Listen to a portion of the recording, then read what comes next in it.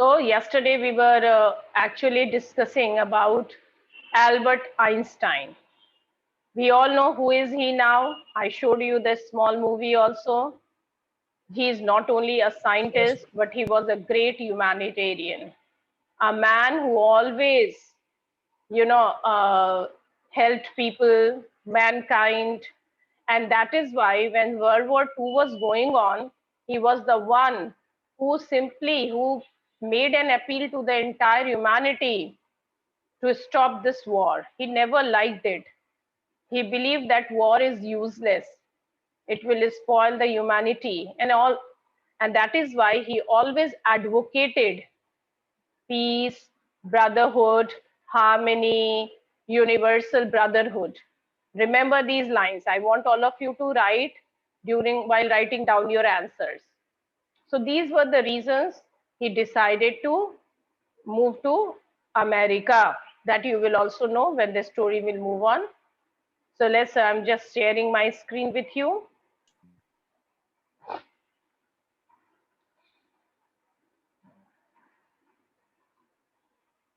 I hope screen is visible, children. Screen is visible. Okay. Hmm. Very good.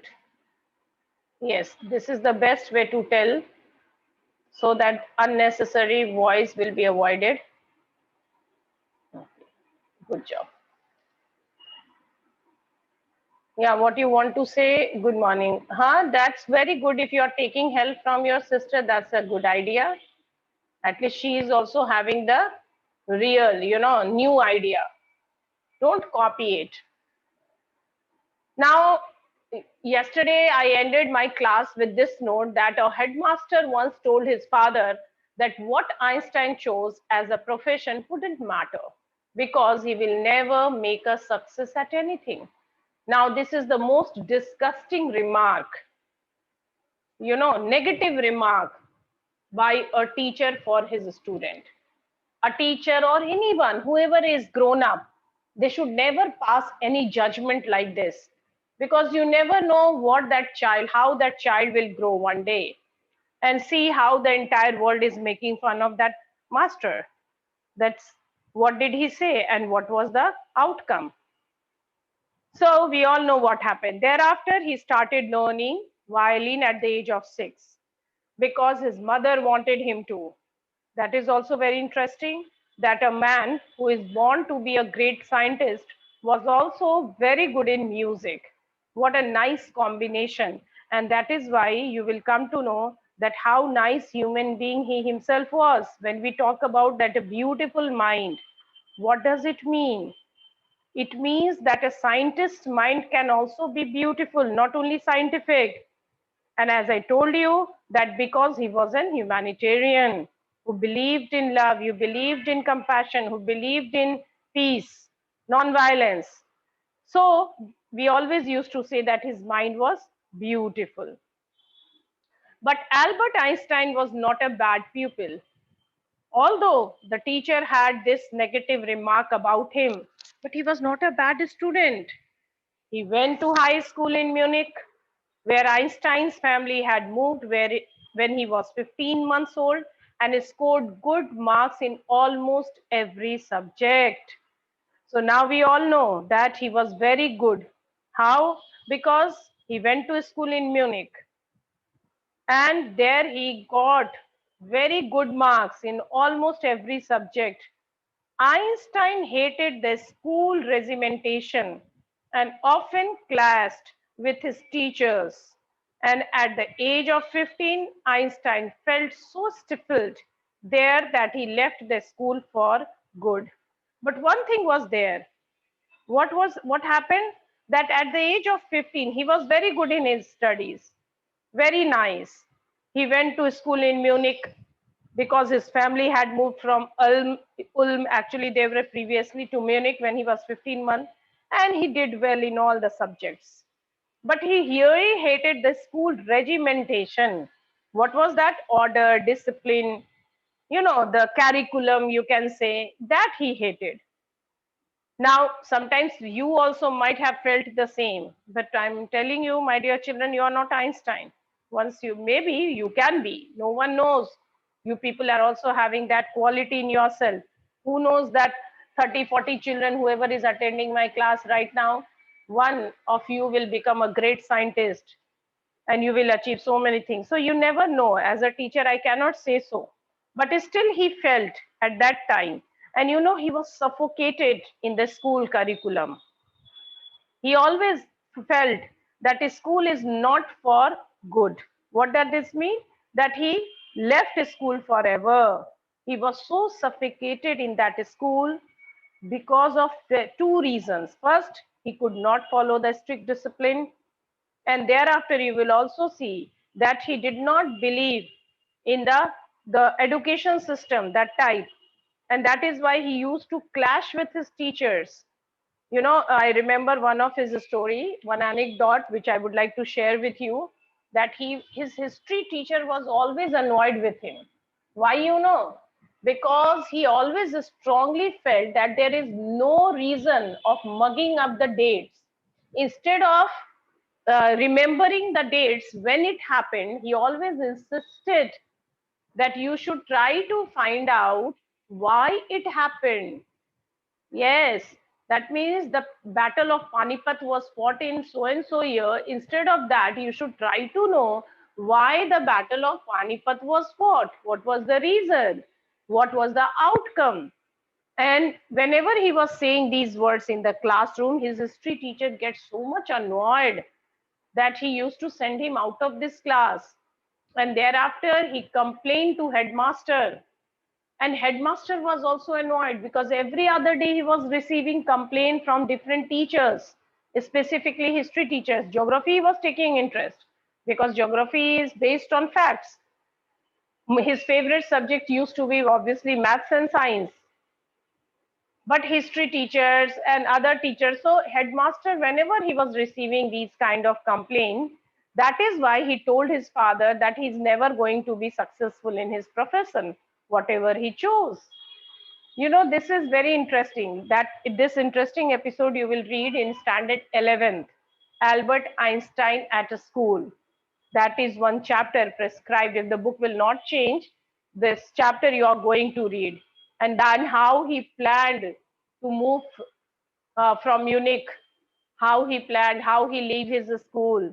You know, in our country also, if you have the special power and capability, you will be allowed to sit for your board exams at a very, unique age also. You can ask for the request. Although we know the rule is that if you are not 15-year-old, you will not be able to fill up your board forms. But if you have then some special capability, quality, then the government will give you special permission. You would have read in the newspaper, various people have done that, but you have to be extraordinary. So Einstein also did that. What happened? He left that place and then he went uh, and he actually enrolled himself in college, although he hasn't passed his high school. See, in your country also, if you want to get admission in higher classes like 12th, sorry, in graduation level, first of all, you have to complete your 12th standard, 12th, that is the basic, necessity. But so similar situation was there in Germany also. But he didn't complete his school, but still he was allowed to move to college because teachers, his maths teacher recommended him. And when the other teacher also judged him, they found that he has the extraordinary capacity. He has the extraordinary capacity. So Albert Einstein also left this school, and 1 year before, his parents had moved to another city, Milan, which is in Italy, and that had he also decided. The previous year, Albert's parents had moved to Milan and left their son with relatives. After prolonged discussion, Einstein got his wish to continue his education in German speaking Switzerland, in a city which was more liberal than Munich. And this one paragraph, the entire paragraph is nicely elaborated in his standard 11th book. where I told you the chapter which you will be reading, that Albert Einstein at school. There it was clearly mentioned that how he managed. His parents left him. He was asked to live with one of his aunt. That aunt was very irritating. She was always quarreling with her husband and children. And Albert Einstein was never getting peace at that place. Even though whenever he was playing violin, which was so soothing and relaxing for Albert Einstein, that lady was not allowing him to do that. So he had a discussion with his parents, with one of his friend who was actually going to be a doctor. And then he decided that he will produce a medical certificate in school that he is having nervous breakdown. And in that manner, the school will give him medical leave. And then he can come to another place where he will be, if he will be allowed to go to college, and then it will be convenient for him. But what happened? Instead of getting a leave from his school, he got termination. His headmaster was so angry that he said that you leave my school. Rather, he expelled him from his school. But one good thing had happened, that his mathematics teacher, Einstein's mathematics teacher, was knowing his capacity. He gave him a recommendation letter that whatever I know, I have taught him. And this man has a special brain. And with the help of that letter, he reached to Switzerland, where he got admission in college without completing his school education. That was a very interesting turn in his life. And if it did, it would not have happened. Maybe we would have, like Vasisth Narayan or like other talented people, his talent would have been crushed. So he got an opportunity. Einstein was highly gifted in mathematics and interested in physics. See, that is the interesting thing. Gifted in mathematics, that means God gift he has. He has a special brain.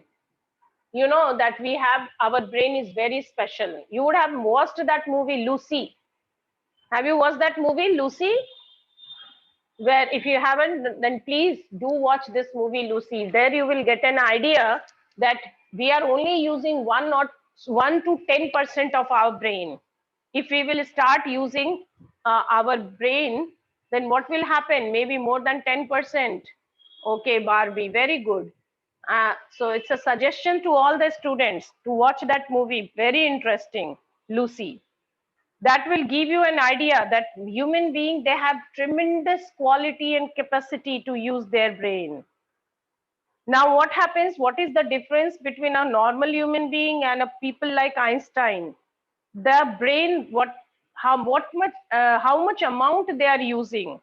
Why it SIP, as about this abacus? Abacus is very good for small children. You know why? Because there they teach children to use both the hands. Because if you know biology, I'm sorry, I don't know that much, but still, that if you are using your right hand, that means your left brain is working. If you are using your left hand, your right brain is working. But since we are habituated to work with one hand, now what happens in abacus? They teach you. Yes, very good, Manavendra. They teach you how to use both hands. And what was their purpose? That when you start writing and calculating from, writing with both hands, your both mind, left part of your brain and right part of your brain, that will start working. And obviously, the capacity will be better and bigger. Okay. So that's why. Now he was gifted in mathematics. That was God gift, but simultaneously he was interested in physics. He was very so. Now these two subjects, generally people are very much scared of these two subjects, maths and physics. But he was equally good in both. And after finishing school, he decided to study at a university in Zurich. Zurich, it is in Switzerland. Yes, at that time my maths was on the peak. Yeah, Manavendra. Very good. But you can still use it. Hmm. So, so he decided to go to Switzerland, where he got, admission in a university. But science wasn't the only thing that appealed to the dashing young man with this walrus mustache. Walrus, an animal, mustache. He was dashing young man. Yes, very good looking also. Okay, very good looking also, and he always believed that one should look presentable. Although sometimes he was doing silly things that you have seen in the movie, but yes, he was very handsome. So something else was happening in his life. You can see his picture here. Einstein in 1900 at the age of 21, Einstein in 1955, as we remember him now, most of the pictures that is available. Okay. Now, what was happening in his life? Something else extraordinary. That means his brain was also working and his heart was also beating fast. Yes, he fell in love. What happened? That, he also felt a special interest in a fellow student, Meliva Merrick, whom he found to be a clever creature. That means, uh, you know, this young Serbian, had come to Switzerland because the university in Zurich was one of the few in Europe where women could get degrees. Einstein saw in her an ally against the Palestinians, those people in his family, and at the university with whom he was constantly at odds. Now, what does this mean? That other than maths and physics, Albert Einstein, like one of his fellow students, he fell in love with a girl named Meliva Merrick.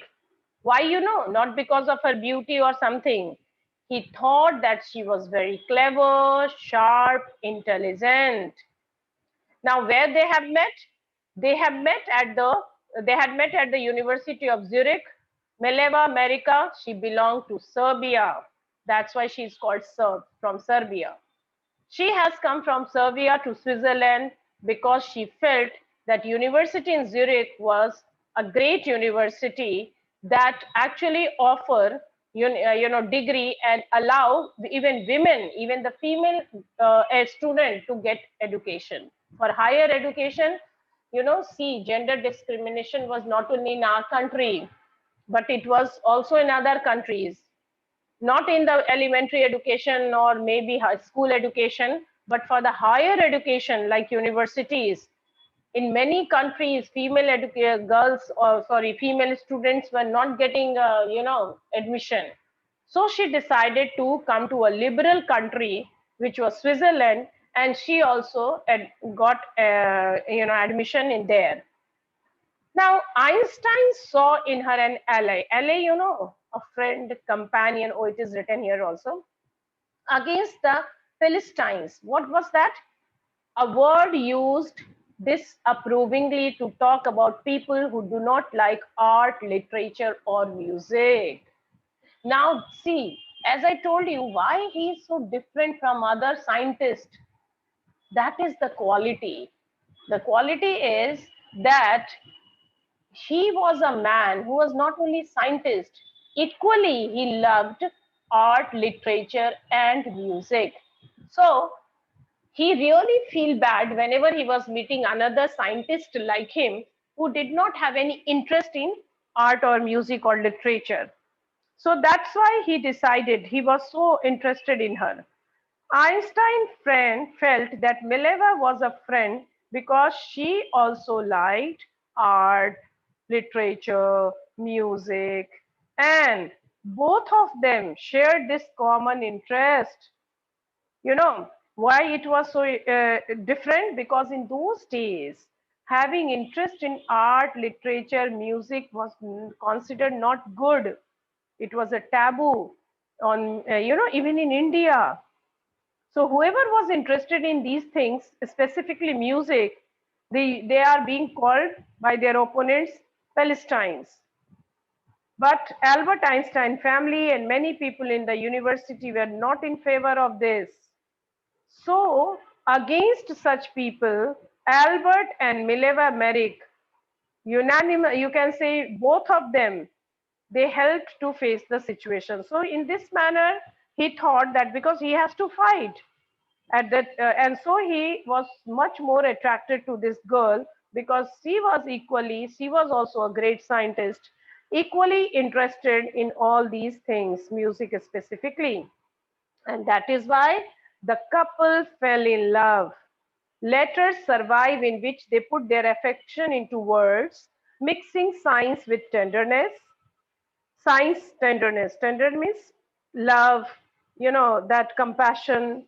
Wrote Einstein, see one of the small line from his letter, how happy and proud I shall be when we both have brought our work on relativity to a victorious conclusion.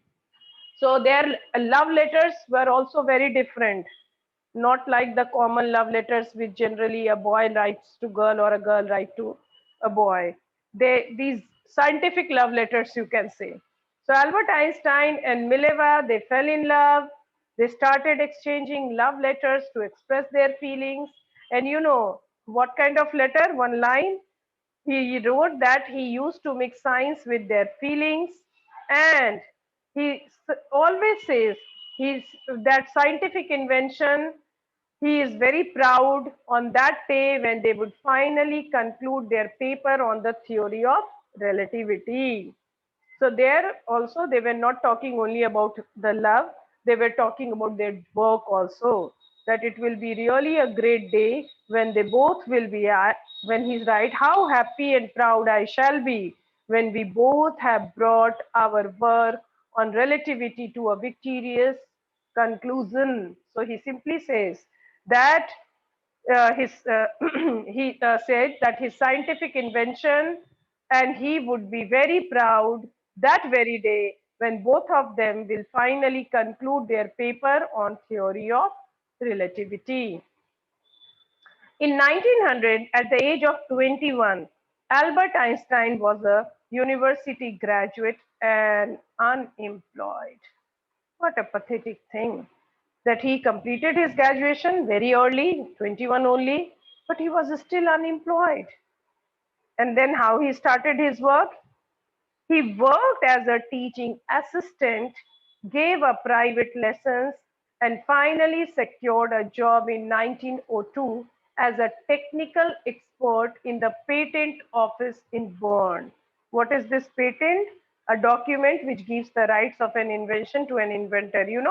People used to, if they are having something new idea, they used to get it patent. You know why? So that the other people will not copy it without their permission. If somebody wants to buy this idea, they have to pay something, maybe money or maybe something else. So he also did that. Where he started work, Albert he was working as a teaching assistant.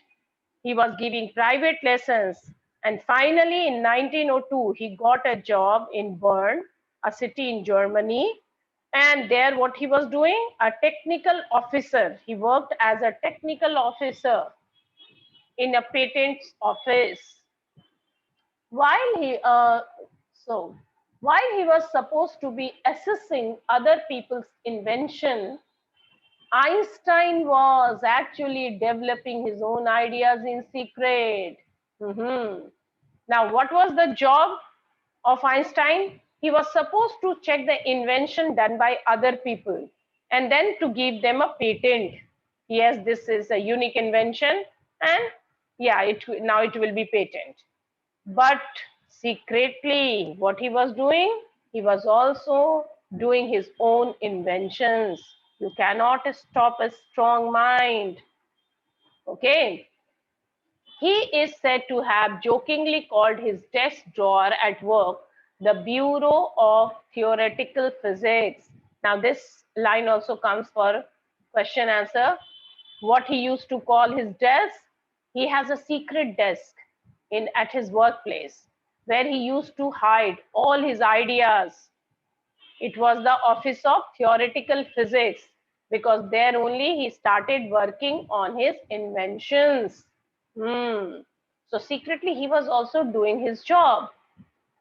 One of the famous paper of 1905 was Einstein's special theory of relativity. And you all know that why Einstein became famous? because of this theory only. Thereafter, he did a wonderful job. He wrote many papers, many ideas.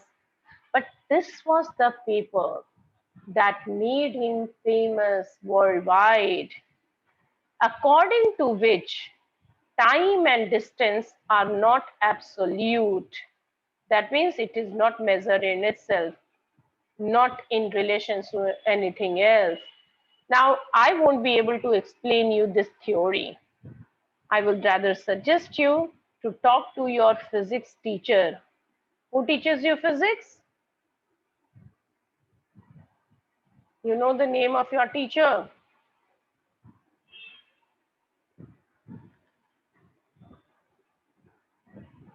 Hmm. Okay, Anil sir. Okay, Rashmi ma'am. Huh? Anil Thakur, Rashmi, what are you writing? Anyway, whoever teaches you physics, you can ask your teacher to explain little bit, not exactly the entire thing, okay? But this theory of relativity. Hmm. Now, yes, I won't be able to do that, children. I'm not a physics teacher. Indeed, two perfectly accurate clocks will not continue to show the same time if they come together again after a journey if one of them has been moving very fast relative to the other. Now, what is this theory? I will try to explain a little bit. According to this theory, if there are two clocks, okay, and both are moving, they will not show the same time. One clock will move faster than the other. Now, reason, I don't know, but yeah, that he explained. And we all know that two clocks never show the same time. Hardly, maybe a fraction of second, there is always a difference. From this followed the world's most famous formula, which describes the relationship between mass and energy. And what was that formula? World's famous formula, you all know. E square, E is equal to mc square. It is in this mathematical equation. E stands for energy, m for mass, and c for the speed of the light in a vacuum. Maybe 30 lakh or 3 lakh kilometer per hour, whatever it is. It is very difficult to understand. Now, what happens? This is the basic formula of physics. E energy, m for mass of the object, and c for the speed of the light in a vacuum. Vacuum, means where there is no air. And the speed of light in vacuum is almost 30,000, lakh. To put it into simpler words, Einstein said, now, one funny thing I would like to tell you. See what he said. To put it into simpler term, when you sit with a nice girl for 2 hours, it seems like 2 minutes. But when you sit on a hot stove for 2 minutes, it seems like 2 hours. That's relativity. What does it mean? That means, that the thing which you love to do, you know, the love to do, if you love to sit with someone, if you love to sit with girl or whatever, if you love to watch a movie, if you love to play, if you go to a party, means the things which you love to do, even if you are doing it for longer hours, but you will feel, oh, suddenly that moment has come to its end. But if you are doing something difficult, then what will happen? You will feel it is taking a lot of time. So that is the theory of relativity. Yes. No, Vishnu, this is not the right game you should play. Anyway, so that he wanted to explain through such a, simple words. It is so simple. Theory of relativity, I know it's a complex idea, but if you just want to get an in little bit of idea about it, his the way he explained, the example he quoted was wonderful. No, don't you think it was wonderful?